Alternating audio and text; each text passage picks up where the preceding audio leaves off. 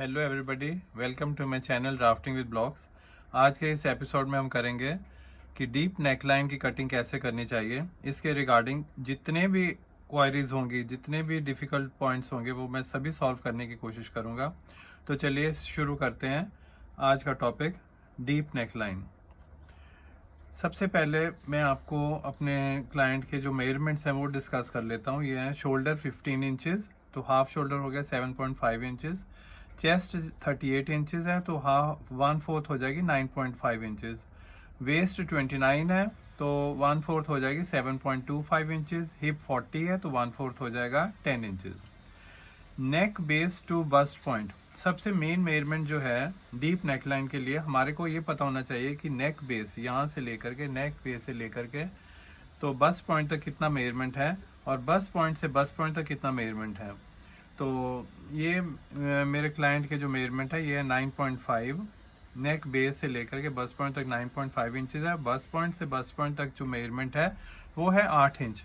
Full length जो हम बनाएंगे शर्ट की वो है 38 इंचज़, और राउंड आर्म होल जो है वो है 19 इंचज़। आज मैं आपको बताऊंगा कि राउंड आर्म होल कैसे लेना चाहिए और डीप नेकलाइन जो है ये कैसे कटिंग करनी चाहिए। तो चलिए सबसे पहले स्टार्ट करते हैं हम। हमारे को पहले चाहिए शोल्डर की, ये लाइन लगा लेंगे, शोल्डर पे लाइन लगा लेंगे। सबसे पहले शोल्डर पे लाइन लगा लेंगे, और फिर शोल्डर मेजरमेंट जो है वो है 15 इंचज़, तो हाफ शोल्डर हो गया 7.5 इंचज़। तो जहाँ पे 7.5 है वहाँ पे हमने निशान लगा लेना है। फिर नेक लाइन जो है 2.5 और 2.75 जहाँ पे आ रहा है वहाँ पे हमने निशान लगा लेना है और एक नेक लाइन बना लेनी। ये मेरा मेथड है ड्राफ्टिंग करने का। सबसे पहले मैंने बेसिक्स बना लेना है कि जो ओरिजिनल जो हमारी बॉडी मेजरमेंट्स हैं उसके हिसाब से हमने पैटर्न जो बना लेना है, और फिर जो भी वेरिएशन है, जो भी डिज़ाइन है, वो हमें पता चल जाएगा कि नेकलाइन ओरिजिनल नेकलाइन से कितनी दूर है, और बिल्कुल क्लियर हमें पता चल जाता है कि हम कर क्या रहे हैं, आइडिया हो जाता है। फिर इसके बाद जब ये हमने लगा लिए, पॉइंट्स लगा लिए, फिर आ जाता है shoulder drop. Shoulder drop measurement जो है ये 1.25 इंचज़ में रखता हूँ। मोस्टली 80% लोग जो है ये इस शोल्डर ड्रॉप में फिट आ जाते हैं।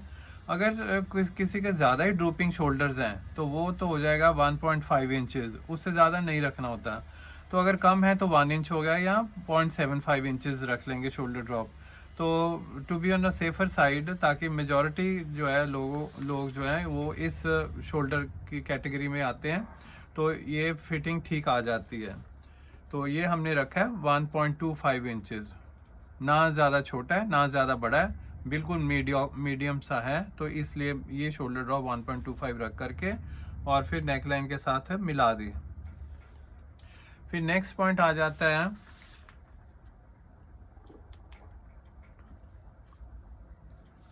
Arm hole measurement.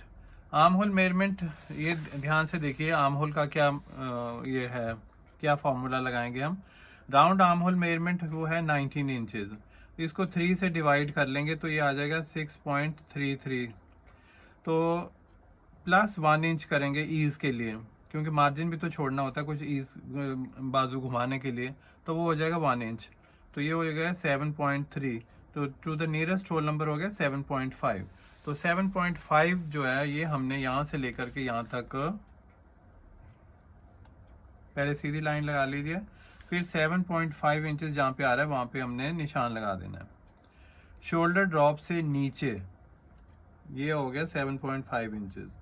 तो अब यहाँ पे एक हॉरिजॉन्टल लाइन लगा देनी हमने, ये हो जाएगी हमारी चेस्ट मेजरमेंट। तो चेस्ट मेजरमेंट हमने देखा कि ये है 38 इंचज़, तो 1/4 हो जाएगा 9.5 इंचज़। तो जहाँ पे 9.5 इंचज़ आ रहा है वहाँ पे हमने निशान लगा देना है, तो एक सीधी लाइन लगा देनी 9.5 इंचज़ पे। तो अब हमारे को डीप नेक लाइन बनानी है। तो डीप नेक लाइन के लिए देखिए क्या करना होगा हमारे को।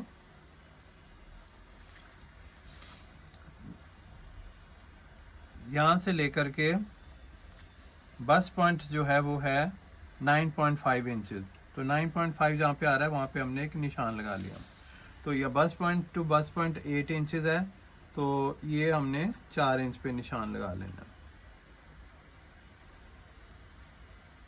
यहाँ से लेके यहाँ तक 4 इंच हो गया और यहाँ से लेके यहाँ तक हो गया 9.5 इंचेस। सॉरी, यहाँ पे आ रहा है।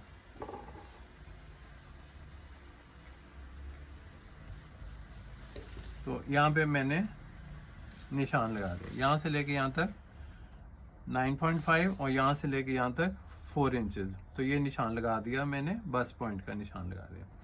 अब नेकलाइन जो है, ये ध्यान रखना हमारे को कि बस पॉइंट तक तो आनी नहीं चाहिए नेकलाइन। तो कितनी दूरी पे ख़त्म हो जानी चाहिए? कम से कम 2 इंच का मार्जिन होना चाहिए। तो 9.5 माइनस 2 इंच हो गया 7.5 इंचेस। तो 7.5 इंचेस जहाँ पे आ रहा है वहाँ पे मुझे यहाँ पे निशान लगा देना है। नेक बेस से यहाँ तक 7.5 इंचेस। तो यहाँ से 3 इंचेस रखूँगा मैं और यहाँ से 3.5 इंचेस। हमेशा जब भी नेकलाइन बनानी है हमारे को, यहाँ से शोल्डर से ये जो है ये बड़ी नेकलाइन होनी चाहिए और जो राउंड जहाँ हमने काटना है वो कम होना चाहिए। ये 3 हो गया, ये 3.5 इंचेस हो गया। तो यहाँ को दोनों को मिला देंगे हम। मिलाने के बाद फिर जो है हम ऐसे करके राउंड शेप दे देंगे। यहाँ तो आप फ्री हैंड भी बना सकते हैं, नहीं तो फ्रेंच कर्व का भी सहारा ले सकते हैं।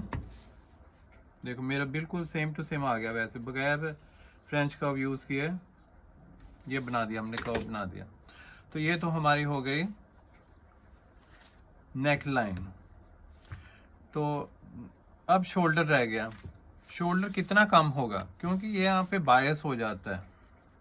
बायस मतलब फैब्रिक स्प्रेड कर जाता है। तो स्प्रेड कैसे करता है ये फैब्रिक, इसका क्या हिसाब है, क्या मेजरमेंट्स है, मैं ये सभी आपको बता रहा हूँ कैसे करते हैं। शोल्डर है 7.5 इंचेस। तो नेकलाइन जो है ये हो गई 7.5 इंचेस डीप नेकलाइन। 5 इंच तक नेकलाइन जो है हम बिल्कुल, अगर 5 इंच नेकलाइन रखते हैं हम यहाँ तक, यहाँ से लेके यहाँ तक 5 इंच नेकलाइन होती है, तो कोई भी डिस्टरबेंस नहीं आएगी।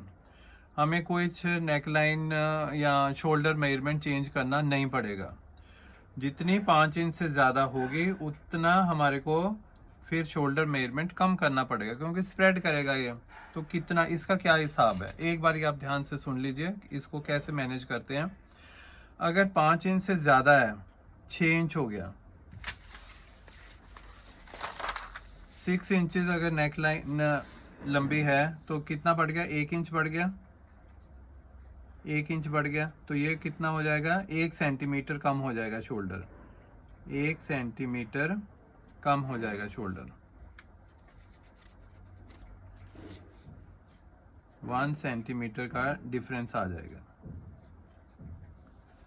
यहाँ हाफ इंच का, इंचेस में ले रहे हैं तो इंचेस को ही चलने देते हैं।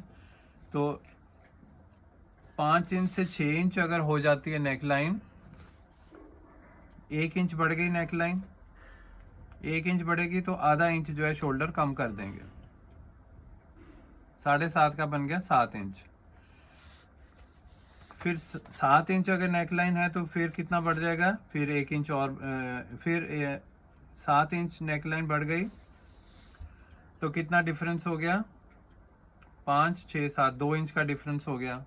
5 इंच तक कुछ नहीं बढ़ेगी नेकलाइन, शोल्डर कुछ नहीं बढ़ेगा। 5 इंच से 6 इंच तक आधा इंच कम करेंगे। फिर 6 इंच से 7 इंच तक कितना डिफरेंस हो गया, 2 इंच का डिफरेंस हो गया। तो ये कितना हो गया, फिर आधा इंच कम हो जाएगा। तो टोटल कितना कम हो जाएगा, 1 इंच कम हो जाएगा। I hope you have understood this. एक बारी फिर समझा दूं मैं, चलिए एक बारी फिर समझा देता हूँ।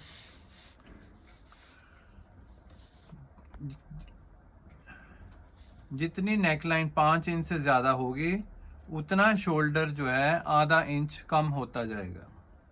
सिंपल सी बात है। अब ये नेकलाइन जो है वो ये 6 इंच हो गई, तो कितना कम हो जाएगा, आधा इंच कम हो जाएगा, तो ये हो जाएगा 7 इंच नेक लाइन हो गई, आधा इंच कम हो गया।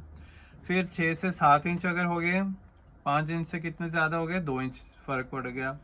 2 इंच के लिए फिर आधा इंच फ़र्क हो गया, तो कितना डिफरेंस हो गया, टोटल 1 इंच हो गया। आधा इंच ये 5 से 6, फिर 6 से 7, फिर आधा इंच फ़र्क पड़ गया, तो टोटल हो गया 1 इंच कम हो गया। तो कितना हो जाएगा, 6.5 इंच रह गई नेक लाइन। फिर आधा इंच और है, 7.5 है ना, 7.5, तो आधा इंच और बढ़ेगी नेक लाइन। तो यहाँ से कितना होएगा, 0.25 इंच जो है ये रिड्यूस होगा, तो ये हो जाएगा 1.25 इंचेस। 1.25 इंचेस कम करेंगे हम, 1.25 इंचेस, इतनी शोल्डर जो है ये यहाँ से कम हो जाएगी।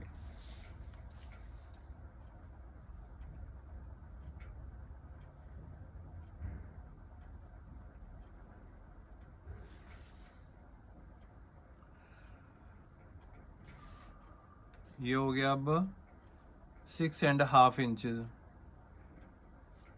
यहाँ से हो गया 6.5 इंच से थोड़ा सा कम,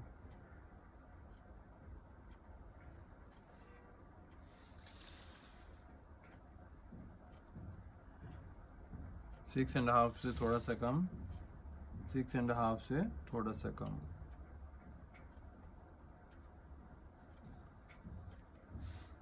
वन 1.25 इंचेस पे निशान लगा देना हमने।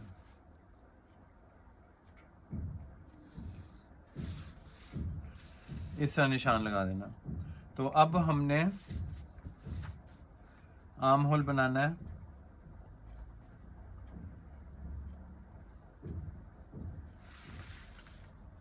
वन 1.25 इंचेस यहाँ पे मार्जिन रखना, 1.25 इंचेस, 1.25 इंचेस डायगोनल डिस्टेंस होगा। तो ये क्रॉस फ्रंट हो गया हमारा।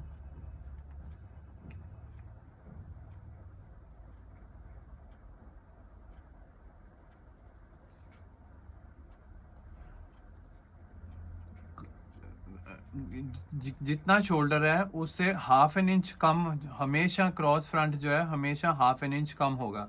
अब ये आ रहा है 6.5 क्रॉस फ्रंट मेजरमेंट, तो यहाँ से आधा इंच कम कर देंगे, तो ये आ गया हमारा cross front measurement. I hope ये समझ आ गया आपको। क्रॉस फ्रंट मेजरमेंट सबसे इम्पॉर्टेंट मेजरमेंट होती है। अगर क्रॉस फ्रंट हमने अच्छी तरह से नहीं लिया तो फिर क्या होगा, यहाँ पे झोल आ जाएंगे, एक्सेस फैब्रिक हो जाएगा, अच्छा नहीं लगेगी, फिटिंग बिल्कुल भी ठीक नहीं लगेगी। तो इस पोजीशन को अवॉइड करने के लिए हमें क्रॉस फ्रंट मेजरमेंट का बहुत अच्छी तरह से ध्यान रखना चाहिए। तो क्रॉस फ्रंट मेजरमेंट कैसे लेते हैं, जितना शोल्डर मेजरमेंट है उससे आधा इंच कम रख करके तो एक निशान लगा देंगे, तो ये हो जाएगा हमारा क्रॉस फ्रंट मेजरमेंट वाला निशान। और कितनी दूरी पे क्रॉस फ्रंट होता है, ये इसका हाफ ले लेना हमारे को, 9 इंचेस ये आ रहा है, यहाँ से लेके यहाँ तक तकरीबन 9 इंचेस है, तो 4.5 इंच जहाँ पे आएगा वहाँ पे हमारे को क्रॉस फ्रंट का निशान लगा लेना है।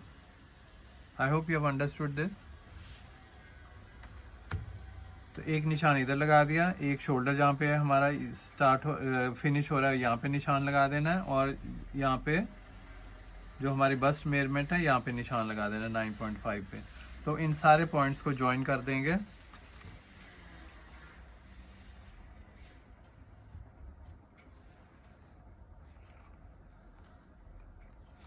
और फिर यहाँ से फिनिश कर देंगे। तो ये हमारे पास आ गया, आर्म होल की मेजरमेंट हो गई, आर्म होल बना दिया हमने। अब नेक्स्ट जो है ये है वेस्ट मेजरमेंट और हिप मेजरमेंट का निशान लगाना हमारे को। यहाँ से लेकर के जब भी हमने मेजरमेंट स्टार्ट करने हैं ऊपर से स्टार्ट करने हैं, या नेक बेस से लेकर के 15 इंचेस नीचे ये आ गया हमारे पास वेस्ट मेजरमेंट, और फिर 7 इंच नीचे ये हो गया 22 इंचेस। तो ये हो गया हमारा हिप लाइन आ गई। तो इन लाइंस को ये ऐसे हॉरिजॉन्टल लाइंस लगा देनी है।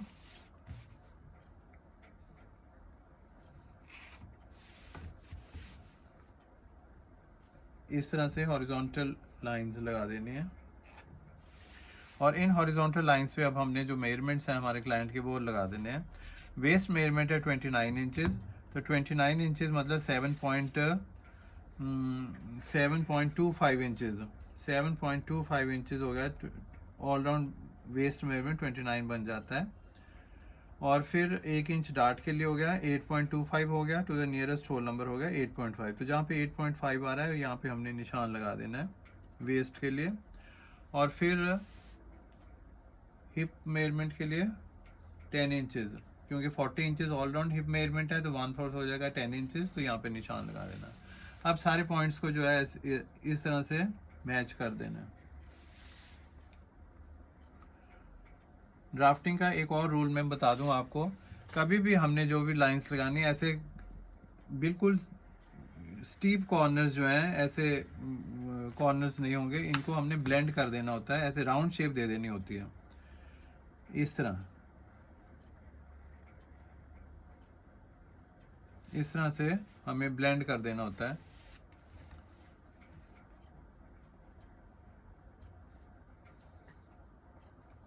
यहां से लेके यहां तक ज्वाइन कर देंगे और फिर यहां से भी ब्लेंड कर देंगे। यहां से भी ब्लेंड कर देना, हमारे को कर्विश शेप दे देनी है और यहां से भी ब्लेंड कर देना। तो अब हमारे पास ये आ गया। ये देखिए बस पॉइंट यहां तक है। तो जहां तक बस पॉइंट है वहां तक मेजरमेंट जो है 9.5 ही होनी चाहिए। तो ये हो गया 9.5 इंच।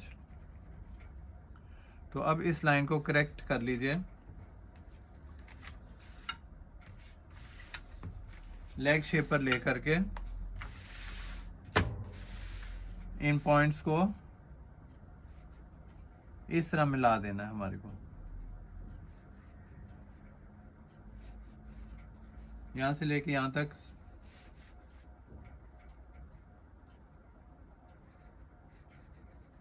और यहां से लेके यहां तक इस तरह, और फिर ऐसे ब्लेंड कर देना है इसको। ठीक है, I hope you have understood this. नहीं तो क्या होगा, यहां से शॉर्ट हो जाएगा मेजरमेंट।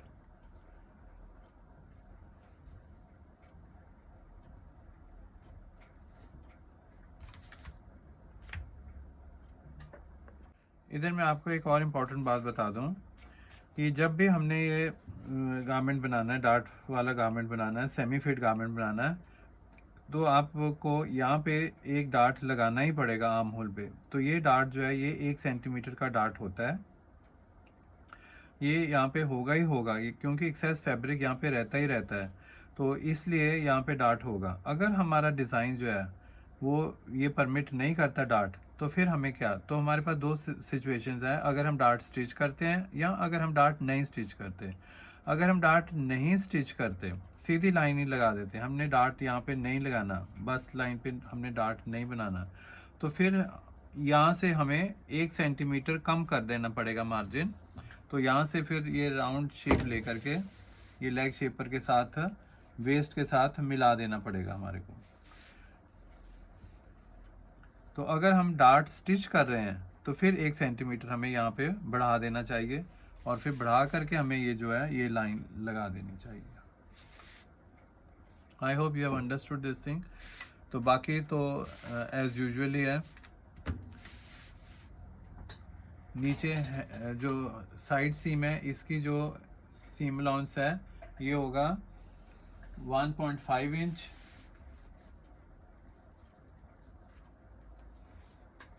1.5 इंच होगा, और वेस्ट से 1 इंच और यहाँ से भी 1 इंच। तो यहाँ पे मार्जिन हमने 1-1 इंच का छोड़ा है।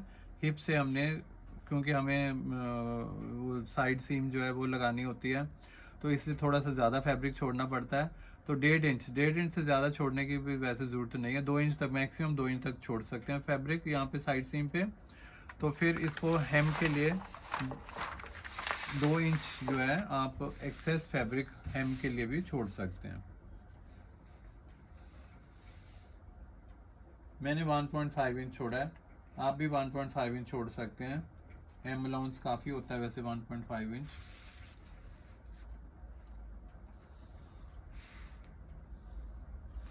ये इस तरह हमारी जो है ड्राफ्टिंग कंप्लीट हो जाती है। आई होप ये आपको समझ आ गया होगा कि अगर नेक लाइन हमने डीप करनी है तो कौन कौन से पॉइंट्स को हमने ध्यान में रखना है। तो चलिए नेक्स्ट हम करेंगे बैक कैसे बनाना चाहिए। तो चलिए बैक नेक लाइन बनाते हैं। बैक नेक लाइन बनाने के लिए कोई ख़ास चेंजेस करने की ज़रूरत नहीं है।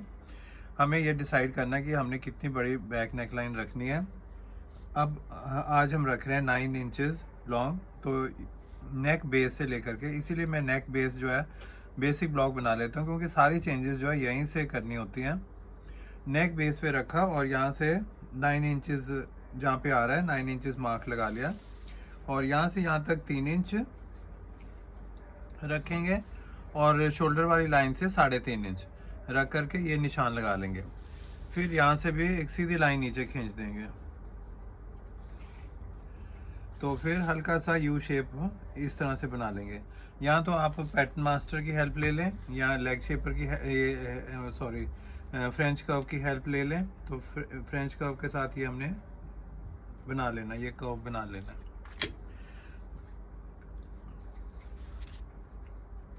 अभी हमारे को अब बनाना है आर्म होल का कर्व, जहाँ पे ये बैक, ये शोल्डर वाली लाइन जो थी, इसी लाइन को फॉलो करते हुए, जो इनिशियल लाइन हमने बनाई थी शोल्डर वाली, इसी लाइन को फॉलो करते हुए तो यहाँ इसके साथ हमने ब्लेंड कर देना है। तो ये हमें पता ही है कि बैक आर्म होल बड़ा होगा फ्रंट से, और फिर हमने इस तरह से ये निशान लगा देना। ये हो गया बैक आर्म होल और ये हो गया बैक नेक लाइन। हमें मालूम है कि हमेशा बैक जो है आधा इंच ज़्यादा बड़ा रहता है फ्रंट से, बट जहाँ पे ऐसे डिज़ाइनर नेक लाइन्स आ जाती हैं उधर हमारे को ये करने की ज़रूरत नहीं पड़ती। जितना बैक है उतना ही फ्रंट हम रखेंगे।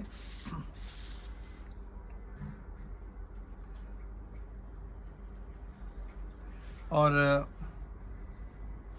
एक बात और ध्यान दीजिए कि यहाँ से, अब ये देखो यहाँ पे आ गया हमारा इनिशियल है यहाँ पे, और जब हमने ये लाइन लगाई तो ये आ गया यहाँ पे। अब यहाँ से लेकर के, ये सिर्फ क्रॉस चेक करने के लिए मैं बता रहा हूँ आपको कि इस तरह कर लिया।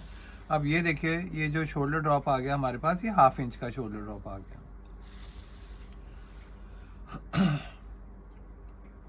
अब जो हमने सीम अलाउंस लगाना है वो इसके बाहर लगेगा। सीम अलाउंस 1/2 इंच बाहर लगेगा। इस तरह सीम अलाउंस लगा देना आधा इंच का जब हमने कटिंग करना है। ये सीम अलाउंस हमने क्योंकि सारी मेजरमेंट्स यहाँ से ली है, अगर इसी को ही हम सीम अलाउंस मान लेते हैं तो फिर तो ये यहाँ तक इतना छोटा पड़ जाएगा हमारा। आर्म होल की मेजरमेंट भी छोटी हो जाएगी, नेकलाइन की मेजरमेंट भी छोटी हो जाएगी। तो मुझे समझ नहीं आई कि क्यों बाकी यूट्यूबर्स जो हैं यहाँ से इसको यहाँ पे मिला लेते हैं लाइन को शोल्डर के साथ, और फिर ये कटिंग लाइन मान लेते हैं। कटिंग लाइन ये कैसे हो सकती है? यहाँ से तो हमने मेजरमेंट्स लिए हैं सारे, तो इसलिए जो सीम अलाउंस होगा वो यहाँ से नेक बेस से ऊपर 1/2 इंच होगा, या शोल्डर टिप से ऊपर 1/2 इंच होगा। तो ये हमारा सीम अलाउंस होगा, शोल्डर का सीम अलाउंस बनेगा जो कि 1/2 इंच ये होगा। I hope you have understood all these points. तो अब फिर कटिंग कर लेंगे। पहले हम निशान लगा लीजिए, फ्रंट और बैक अलग अलग काटेंगे।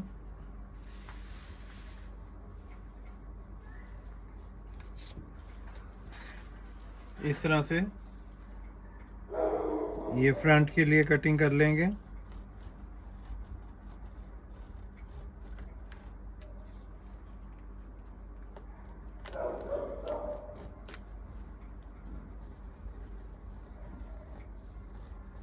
ये फ्रंट के लिए इस तरह कटिंग कर लेंगे और यहाँ से यहाँ पे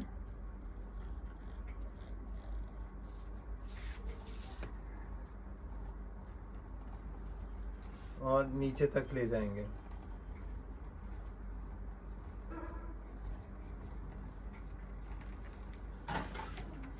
जितनी लेंथ है शर्ट की वहां तक ले जाएंगे।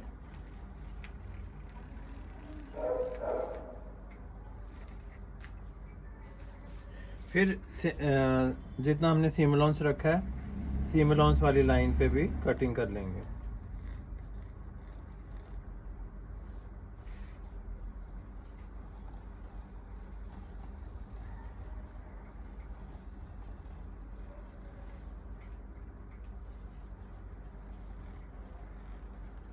इस तरह से कटिंग करते हैं।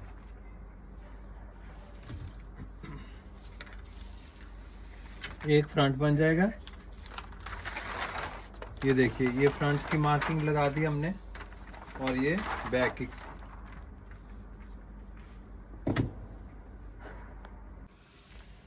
ये फ्रंट हो गया, ये बैक हो गया। बैक नेक लाइन डीप है इसलिए ऐसे दिखाई दे रही है।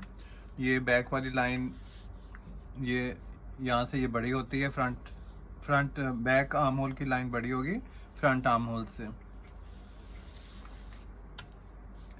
चलिए, तो उम्मीद है मेरे को कि आपको ये मेरे सारे जो है ड्राफ्टिंग समझ आ गई होगी आसानी से। अगर कोई प्रॉब्लम है तो मुझे कमेंट बॉक्स में कुछ भी पूछना से हेजिटेट मत कीजिए। I shall be very grateful and happy to solve all your problems. अगर आपको मेरी वीडियो अच्छी लगी तो please do not forget to like and subscribe. Thank you so much for watching.